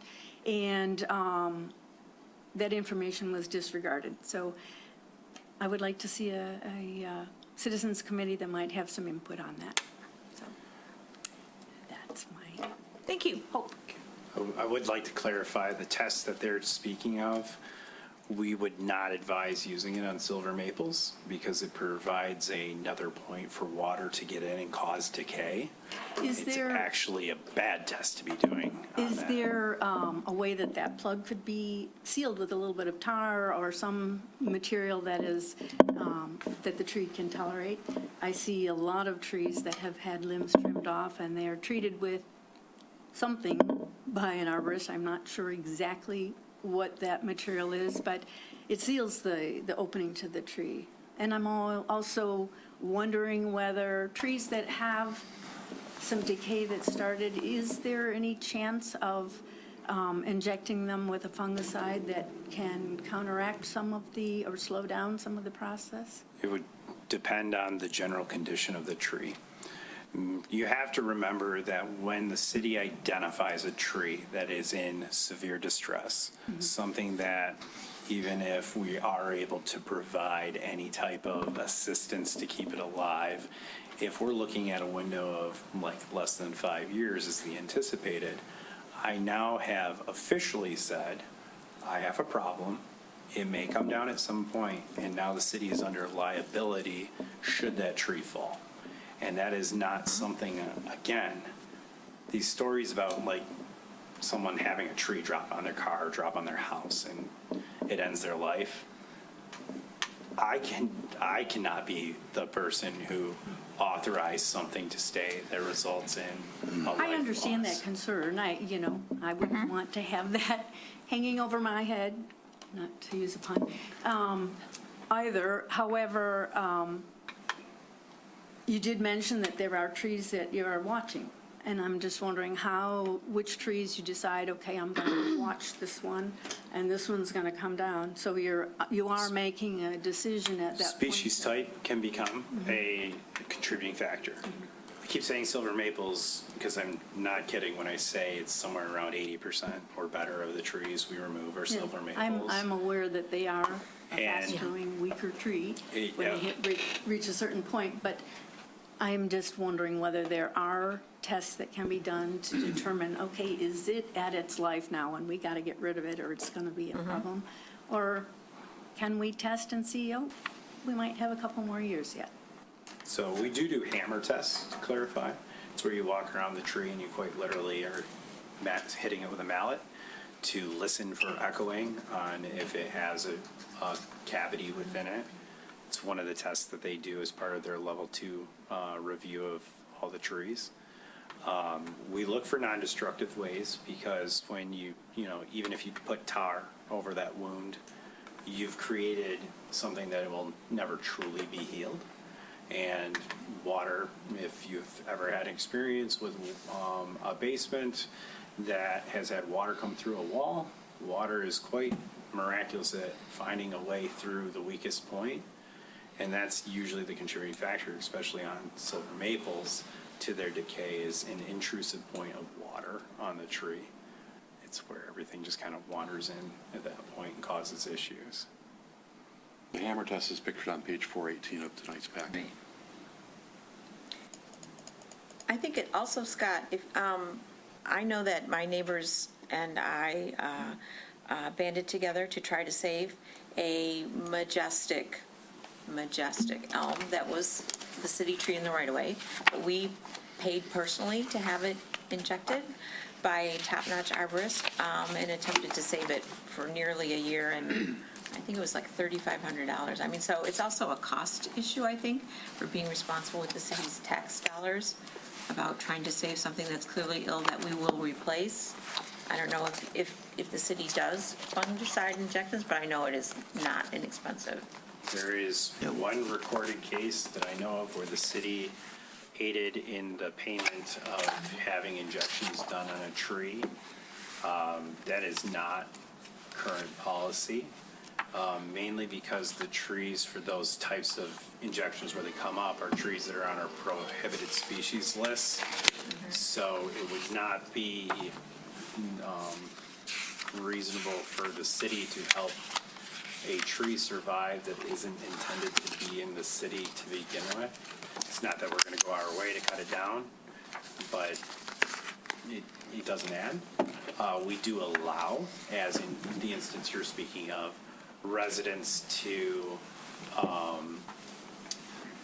go ahead and like band together if they want to and pay for it themselves. That actually does happen in one neighborhood in town. Right. Corton Lake was notorious for doing that for decades to save the elms. Well, unfortunately, in my case, it didn't help. It didn't save it.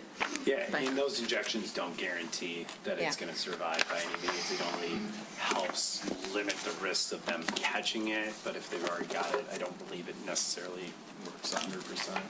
Yeah, I don't think there's almost no elms left on my street. So, if for the record, name and address, please. Rodney Lockwood, 650 Lakeview. Thank you for taking the time to discuss this issue in depth. It's a very important issue. As Mr. Zielinski pointed out, homeowners, technically these large trees in the right-of-way but in front of their house, many times homeowner thinks it's their tree. They're confused on that. But they understand that that tree contributes value to their house. So when a large canopy tree is removed, that affects, of course, the shade and so forth, and also will affect the value of their home. What we're really looking to do here is to have some rational canopy preservation, and there are national standards that we could look to and rely upon. There's the International Society of Arborists, and they have a tree risk assessment qualification process, and using what's called a coder's formula. Are you familiar with it? So I just want to clarify, that's the actual board that I believe Brandon is sitting on currently for the state of Michigan. And he's certified under With that. them, yeah. Yeah. Well, the coder's formula, what it is my wife pointed out, the trees are somewhat, from a strength standpoint, are like a pipe. The pipe's strength is in the outside wall, but pipes are hollow. So there is a coder's formula, and the national standard is that if a tree that has no hollow point at all, or any internal hollow points, is 100% strong. When a tree gets down to, according to the coder's formula, to 66% strength, then it's considered an at-risk tree at that point. And there are various methods to determine that. There is resistograph that we talked about, which is a small drill and a pressure instrument. It costs about $3,000, and it's very effective. I disagree with from my research, with your assessment that it damages the tree. It's commonly used for that purpose. There's also sonic testing, which can be done, which is non-invasive.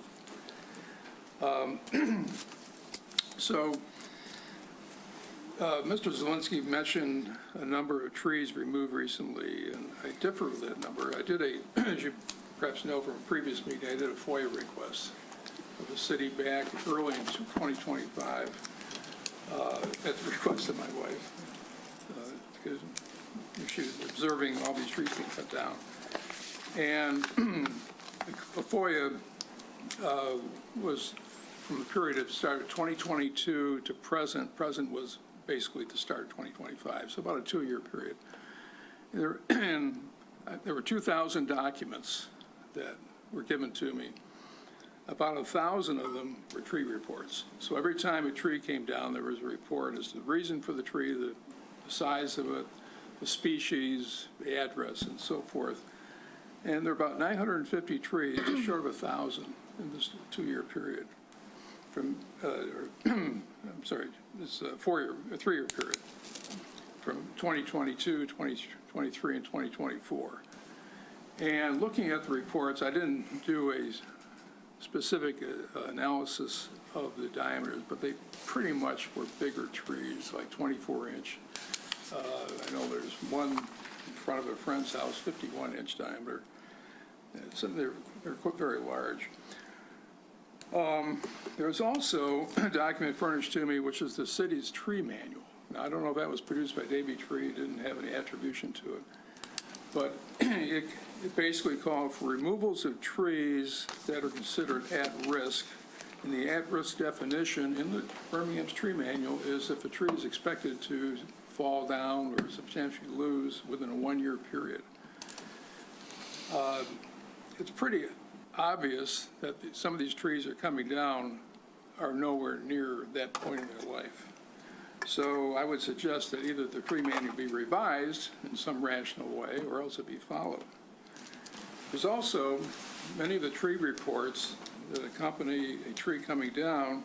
There's a box that's checked called prohibited species. But when you look at the city ordinance, that there's a prohibited species list which says that only new trees that are planted cannot be from this list.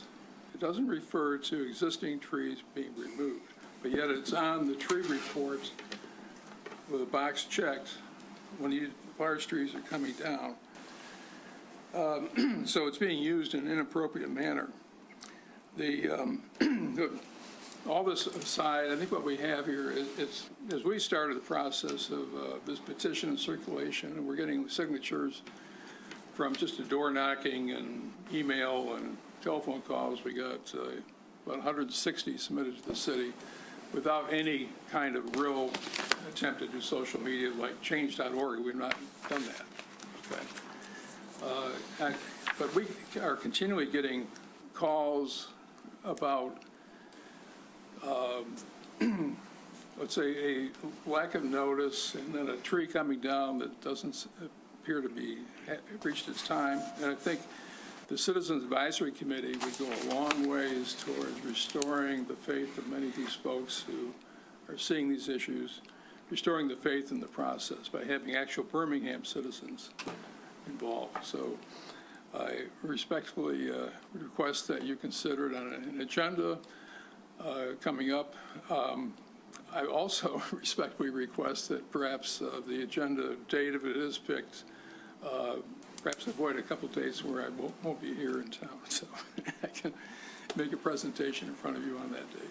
So thank you for your time. I want to clarify one thing. The tree manual calls out any tree that could fall within an anticipated 5 years, not 1. That's not, it was in the manual I was supplied. So 1 year. And I'll say, Scott, didn't you say that you were removing roughly 400 trees a year? And so 400 trees a year times 3 is 1,200 trees, and you said you had 1,000, so. Yeah. I mean, so The numbers maybe are the same. Perhaps I misheard him. I thought he said it was 300 trees over an extended No, period he of said time. roughly 400 a year. Annually. Yes. We're actually replacing that. And The replacing- 475 replacement, we're actually putting more in than we're taking out Right. on an annual basis. So I just would like to clarify that Mr. Zelinski did not misinform you Okay. for what. I stand corrected on that. I will point out the trees that are removed are this, and the trees that are being replaced are, sometimes you put your fingers around them, so. You want to They're not clarify one- yeah, that? they're not That was a point, that was a point a few meetings ago. We actually have an update on that. Yeah, so we go out of our way in our order. It's half the reason why they're so expensive. It's usually 4 to 6 inch caliper trees minimum. We changed it. Yeah. Yes. We're now buying more mature trees, is what we're saying. intentionally. Right, There and- are instances where the only tree available is Right. smaller, and I believe we receive discount when that occurs. If we're trying to get specific species and there isn't something available of the size. Yeah, I mean, and the tree that replaced my elm tree is about like this now. I mean, it's been 10 years, but it's sizable and it's beautiful and it has a lovely canopy. It just takes time. The other thing is that the larger the tree you plant, the less likely it is to survive and thrive. There is a sweet spot where it's planting smaller trees, they're more likely not to die. And so, again, timing, economics, staff, yeah. And to clarify, it's an accurate assessment that it's a lot of larger trees because it is a older tree that is being removed. To point out, most of the silver maples in town were planted somewhere close to the 50s, is the anticipated, especially off of when we get enough rings we can actually count to see how old they are. We're seeing that these trees are hitting that 70, 75, 80 years old, so they're hitting the end of their life expectancy. Then you get rot, and it increases how fast it's going to be, coming to an end on its life. But, I mean, it's a very fair assessment that it is a very mature tree that on regular is having to get removed. Okay, Thank you. thank you. So, thank you, Ms. I do have a correction. 3 to 3.5 inches is the standard minimum. Minimum, 3 to 3.5 inches.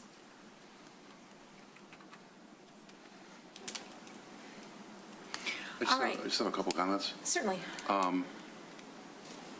My now wife lived in West Bloomfield, and for 3 years I drove back and forth. And after storms, I can tell you streets that were blocked with large trees over there were horrendous. They don't have anything like we have here. There's always room for improvement. But I want to tell you my experience. I grew up in Bloomfield Hills. I've lived in Birmingham for almost 30 years, but I also probably spent an equal amount of time, half my life over there and in Bloomfield Hills and West Bloomfield, and they don't do anywhere near the job that we do here. There was a tree on, it was Arlington or Shirley or over in that area that came down on a car. I'm sure the city probably has records with regard to that. Came down on the car. It was a very large tree on one of those streets over in that area of town during a storm. And the neighbors were upset in the opposite direction of why it wasn't taken down sooner. So there is that process. And one last comment. We had a microburst storm, I think it was last year or the year before, in Southfield, just to the south of us. And there was, on Pierce, when you go south of 13 Mile on Pierce, there was one house that had about 7 large trees come down, crisscrossing. The house was completely destroyed, and the homeowner survived because he happened to be standing in the middle of like an archway.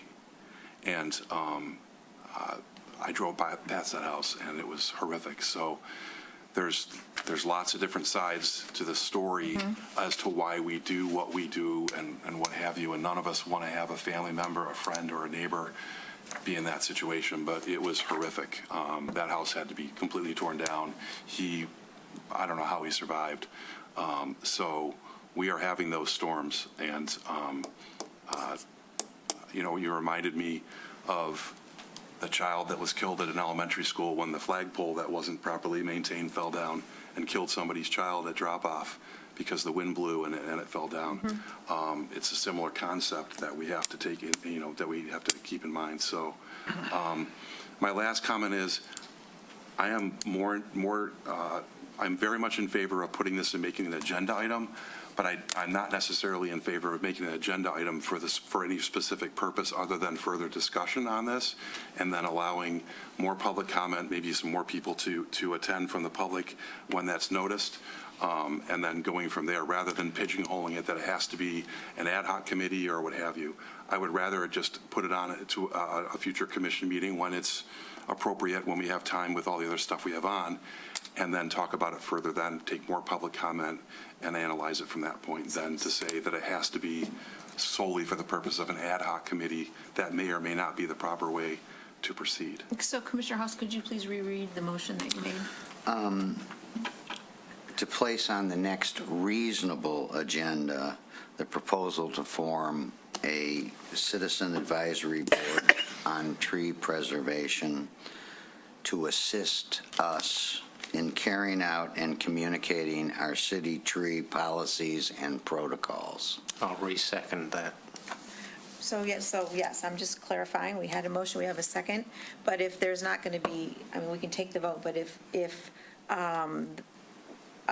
or we could have a friendly amendment that you would change the motion to say to continue discussing soliciting citizen input on tree policy and procedure, rather than making specifically to say to discuss forming this committee.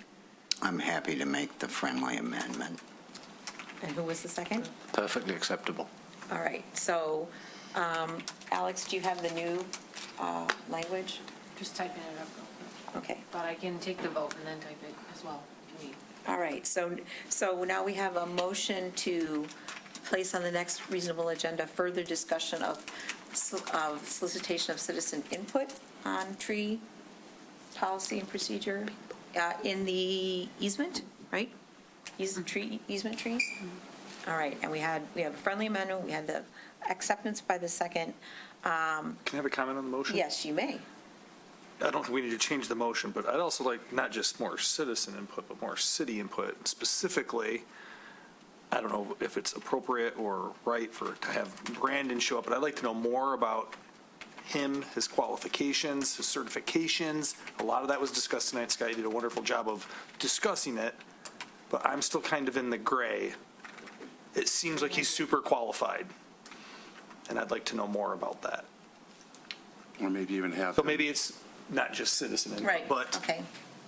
city manager's office input on that as well. I don't think you need to change the motion though, just. Yeah, so Ms. Ecker, would that be acceptable to have an additional presentation about how we determine decay and have Brandon and Scott perhaps? Yes, it's fine with me. We certainly have 4 qualified arborists on staff, and we have 2 consultants that can help us out.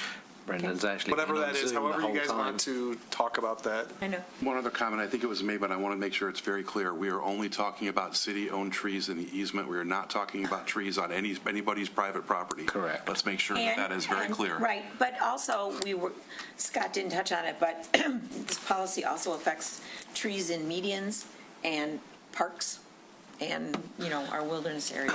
I mean, all city-owned trees. City-owned trees. Yes. Yeah. Public property. Public property.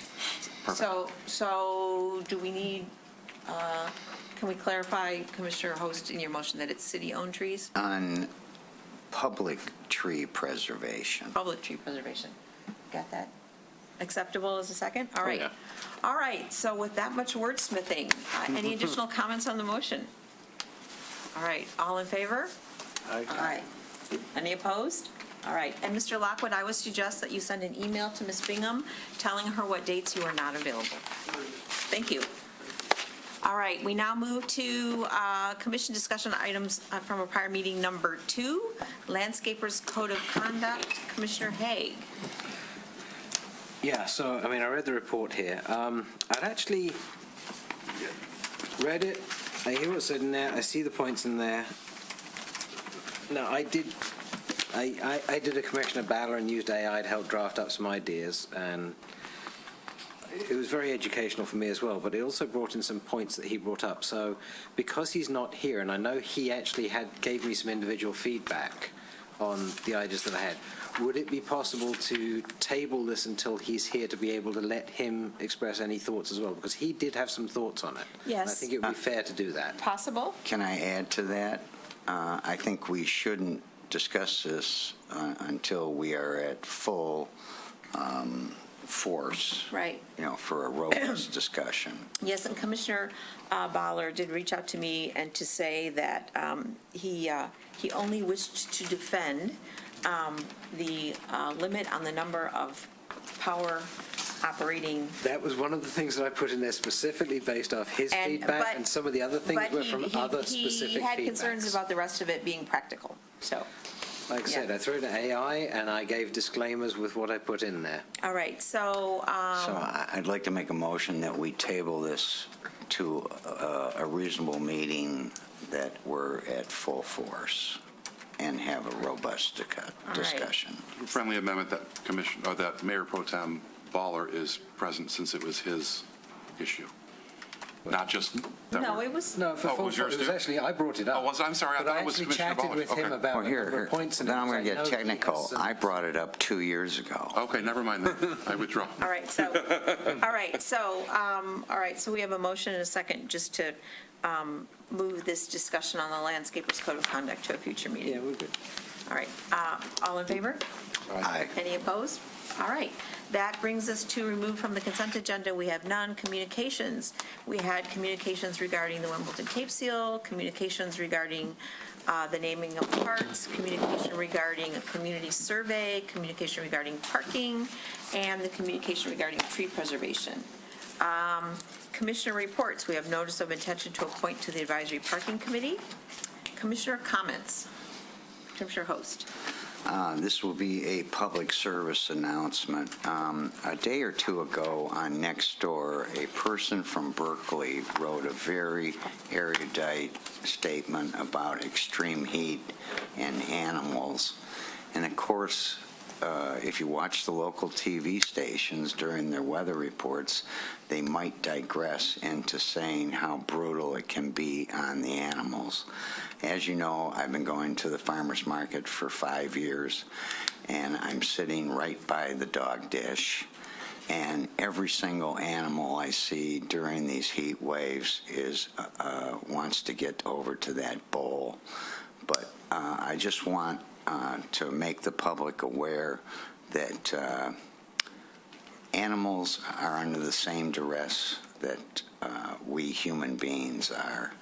And if you don't think so, take your shoes off and your socks and just walk around on asphalt and concrete for a while. I think you'll get the idea that that's no fun. It hurts. Ouch. Let's keep our animals in cool places with cool waters of, bowls of water.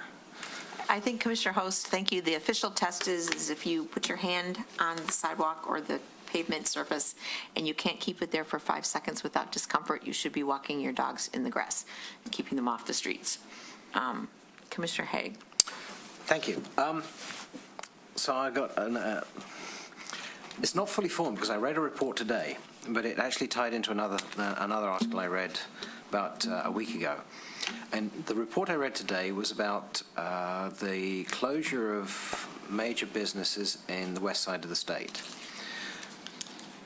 What it projected is by 2050, Michigan is going to lose 700,000 residents because of contraction. So I've been for several years saying I actually don't fully believe what SEMCOG says about the growth curve that's happening in southeast Michigan. This was talking about Michigan as an entire state. So 700,000 is a significant percentage of the proportion of the population.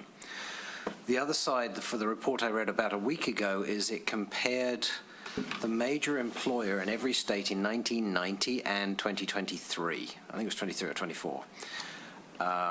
Now there are only, I think, 8 states left where manufacturing is the primary employer, and 36 states the primary employer is now healthcare.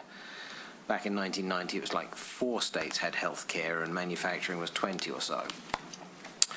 So when I start connecting dots, I think what we have to look at here in the entire region, it's a headcount reduction. It's an aging of the population, which we've talked about before.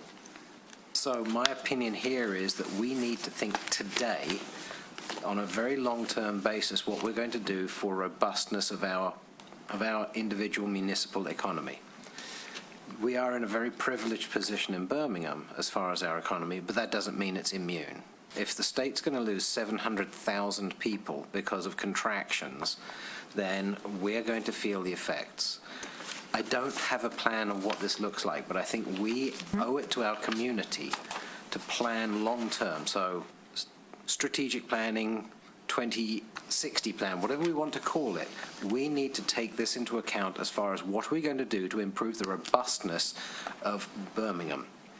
How are we going to encourage appropriate future-proofed business, not just to look at the massive growth we have of furniture stores, because if we're losing 700,000 people and the economy is shrinking, nobody's buying $4,000 couches. It's as simple as that. That turns into an upside-down economy. We need to think of robustness somehow. And like I said, I don't have an idea right now. I've just started connecting dots by reading multiple points that show change. And I want us to think about this.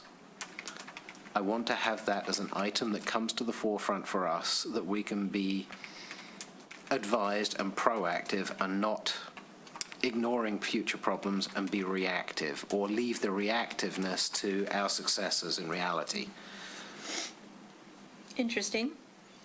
I thought there was also articles out there talking that the Great Lakes states were actually going to perhaps be better positioned than other states that are contracting, because there's already significant foreign investment in Michigan, Wisconsin, et cetera, because we are going to be a climate change haven where you will still be able to recreate, have fresh water, and produce food when perhaps California and Florida and Texas are less able to do that.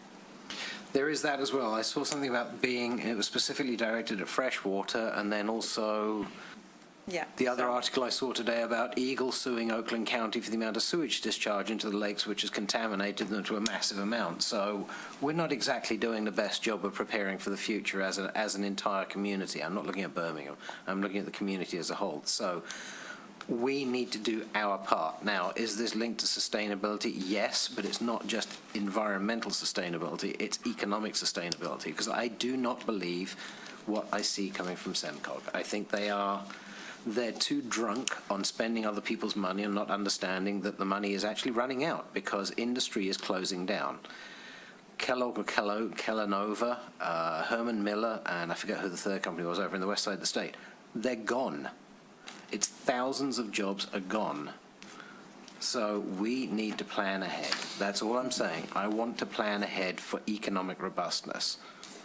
Okay, any other commissioner comment? Yeah, really quickly. I brought up Oakland Avenue, and it's funny, both my comments are that general area. So when they redid Oakland Avenue. It's Oakland Street. Is it Oakland Street? No. No. Yeah, I mean, it is not Avenue. I'm looking at a map. It says Oakland Avenue coming off of. Well, that's what it should be, but the actual name is Oakland Street. Okay, well, whatever, the Oakland Street or Avenue, when you come off of Woodward and you start going to Old Woodward, and then right when you get to the split where there's the right-hand turn lane only, and then there's two other lanes that go over this way, and I had said that we need earlier markings because people get trapped in that left-hand turn lane, and then they want to go straight, and they cut off other cars. So right now, with the repainting of the roadway, they put an arrow basically right where you have to turn, like right where you would stop for the traffic light. And then back where that split is, they put the word only. And I think what they need, so it's like, and they're about 20 feet apart, 25 feet apart, the two. The problem is when you reach the only wording, you already are committed to your lane, right? And the reason why I'm saying it is I've seen cars, as I mentioned in prior meetings, actually go into the intersection like they should go left, and they're cutting other cars off and going straight towards Willits. And so I don't know whether we could maybe put arrows back where the only is, which is where you're entering that spot where you really shouldn't be changing lanes anymore as it starts to go left. I'm not talking about the right-hand turn lane, just the other two lanes. Mm-hmm. So I mentioned that for the good of the group. The second thing is when you're coming the other way, and there's that bus stop that we put on Old Woodward, right by that intersection, there are people making left-hand turns to go north onto Old Woodward, and they're pulling into the bus stop lane because they get confused. They think it's a boulevard, and they think that cement barrier or that cement curb is actually where they should be turning. And then they're like, uh-oh, and they try to get back, and then other cars, they're trying to get back in again, and there's going to be an accident. I don't know whether we need to carry that curb a little bit more, whether we need to put a sign, but it's not happened just once or twice. Like every time I'm in that area, and I'm not standing there for periods of time, people are doing that. So I know why we put the bus stop in there, and they did a great job with it, but I think that it's very confusing for people turning left onto Old Woodward to go north. All good points. Yeah, I witness that all the time. So Ms. Ecker, Jana, can we have, was it Fleece and whoever designed it, could you transmit these remarks and then have them? Absolutely. And the first comment you made about Oakland that you mentioned a couple of meetings ago, that's already been passed on to the multimodal board, Fleece and Vandenbrink, and our traffic consultants to look at what can be done. Of course, they have to follow traffic guidelines, and there's different standards and principles and what have you, but they're already looking at that first issue. Perfect. Not the second one about the bus lane, and Yeah. I will definitely transmit I don't know if that. there's even cameras on the intersection they can like do a study, but I guarantee you that if there is a camera that's focused on that area, it wouldn't take too long before they would start seeing people doing that, because it's happening all the time for some reason. Yes, we can pass that along, Thank you. absolutely. Okay, that's it. Okay, any other commissioner comments? Here, I have one. In our packet is a house that made it into, I assume it was the Wall Street Journal. Well, I assume everybody knows 2 months ago, we were front page of the mansion section, Section 3, on Friday afternoons. I never thought to let everybody see it. I assume everybody knows about it. Okay. Advisory boards, committees, commissioner reports, agendas, legislation, city staff. We have a report on the parking validation program. Yes, and that's just in here because there was some discussion. Remember when we talked about making parking cheaper or more affordable for lower income workers, and there was some questions, and I didn't have the answers right there on the tip of my tongue. So yes, in fact, we do have a parking validation program, and yes, any of the firms and businesses within the city can apply for that. There's two things they can do. They can either get stickers and barcodes that they put on people's tickets to pay for their parking. That could be for employees, that could be for customers, that could be for, whoever they want. Or there's a system where they can go online on the portal and just simply pay for that person's parking, so that when they put their ticket in to go to the garage, it's paid for.